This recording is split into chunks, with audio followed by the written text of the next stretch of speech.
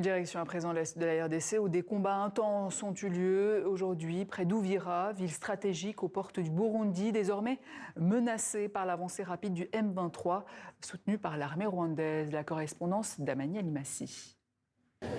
Un mouvement de panique suivi de fortes détonations a été observé à Uvira, la deuxième plus grande ville du Sud Kivu. Des vidéos amateurs évoquées par des autorités démontrent des militaires de l'armée congolaise qui se replient en direction du port de Kalundu, le deuxième port de la RDC.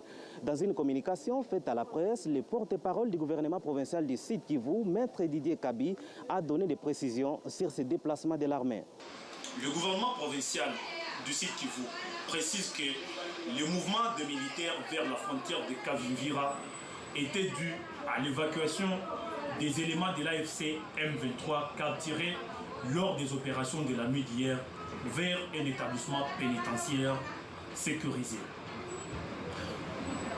Le gouvernement provincial du Sud Kivu rassure la population que nos forces de défense et de sécurité se comportent très bien sur les lignes de front et ne jure que par les reculs de l'ennemi jusqu'à son dernier retranchement.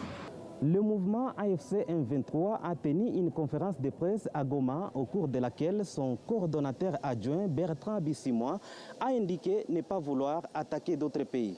Nous avons précisé que nous n'avons pas de prétention territoriale sur le Burundi et nous n'avons pas d'intention d'attaquer notre voisin.